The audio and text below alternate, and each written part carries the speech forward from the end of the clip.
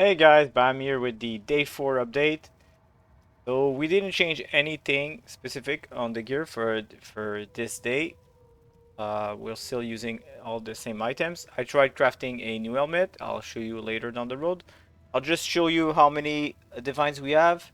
So sadly we weren't able to get to a Mirror of Kalandra because Mirrors of Kalandra are 1150 divines right now. So we're pretty close. As you can see, I still haven't sold any of the essences I had left because I thought maybe I would craft, but yeah, now this is the end of day 4.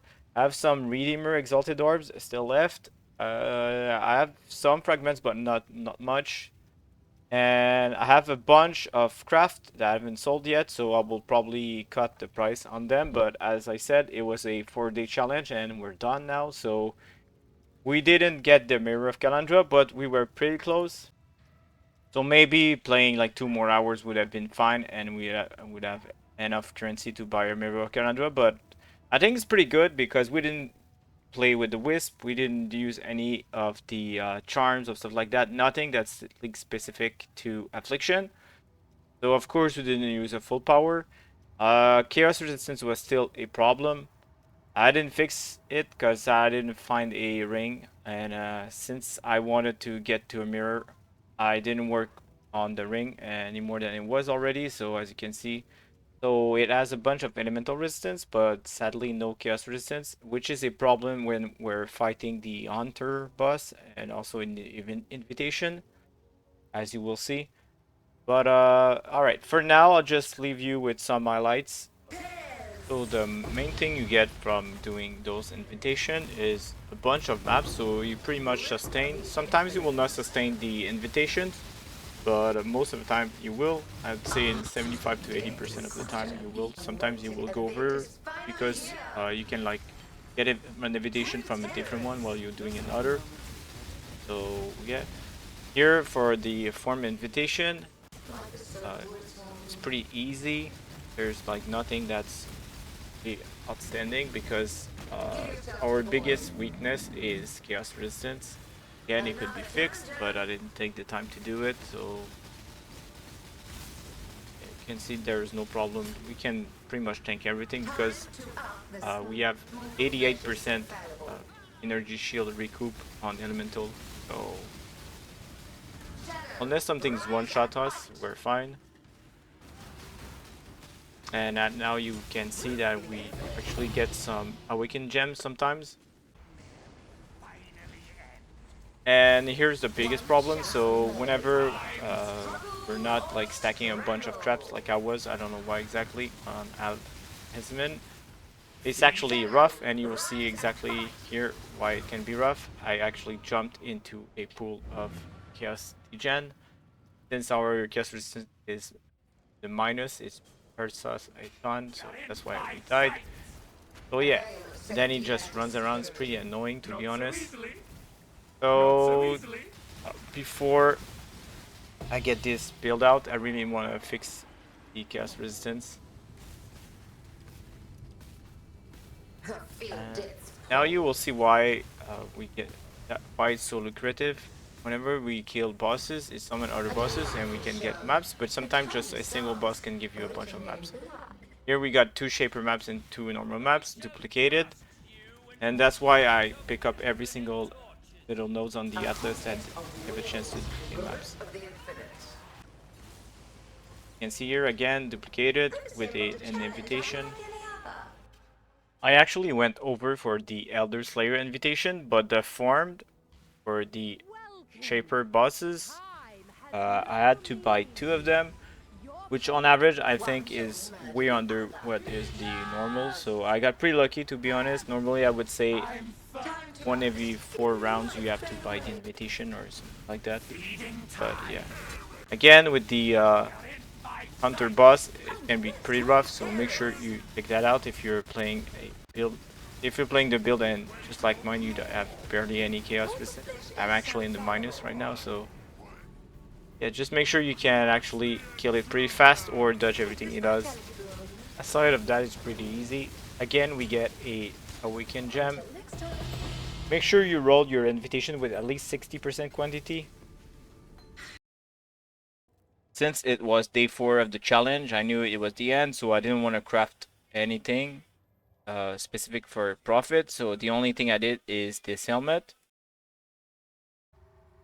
Alright, with that base, the only problem is that it has the power charge plus another warlord mod. So since it was only 100 chaos, it's worth it. We'll try to annul it. If we lose our power charge, well, it's done. If we remove the increase in elemental damage, well, we save a bunch of currency. So we'll see. There we go, that easy. Nice. Won the 50-50. The suffixes didn't matter. Alright, now we'll just use the Awakener's Orb. Just remember, in order to keep the base, you have to click on the first item you want destroyed, then apply it to the base. So since we want to keep this Blizzard Crown, we'll use an Awakener's Orb on our power charge, and then apply it here. And see what we come up with. So sadly, all our mods are full, so we cannot craft anything on it. We can't even craft prefixes cannot be changed and then craft something like multi or veiled chaos orb or something like that. So this is pretty bad. So what I'll do with it is just list it for a couple of divines and try to start it with another base. What we could also do is try to annul, but since there are two mods that we do not want to annul, it's pretty bad to be honest, so that's why I'm selling it. Alright, now there's sale part, so I was trying to liquidate everything to be able to afford the mirror, but sadly as you can see we didn't achieve it.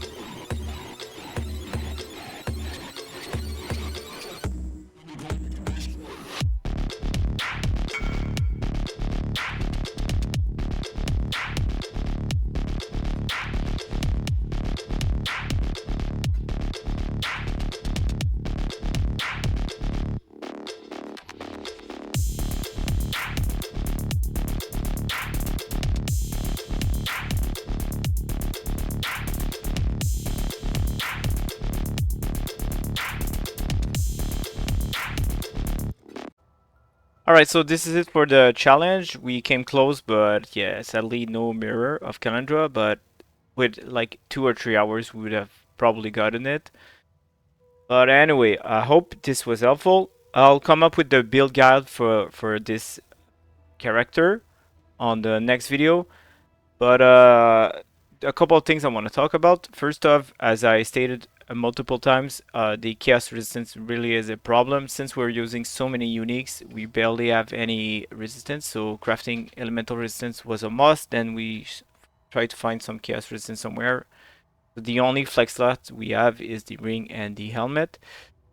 So that was the big problem with the build. And the other thing is that everyone's talking about ball lightning of static right now. So getting a ball lightning of static will be pretty hard on league start. So that's why I'm not sure about this league start. It for sure is a cool build and all, but as a league start, I'm not really sure. And the other thing is that it uses a bunch of unique, as I stated before. So, and the rushing+ plus the badge of the Brotherhood might be really high price next league. So yeah, I'll make a guide on how to level it and everything, but I'm not sure about league starting it just yet. So I don't want to influence anyone into league starting this. I'll probably try to find something better. Anyway, if this was helpful, consider subscribing to the channel, and as always, take care, guys.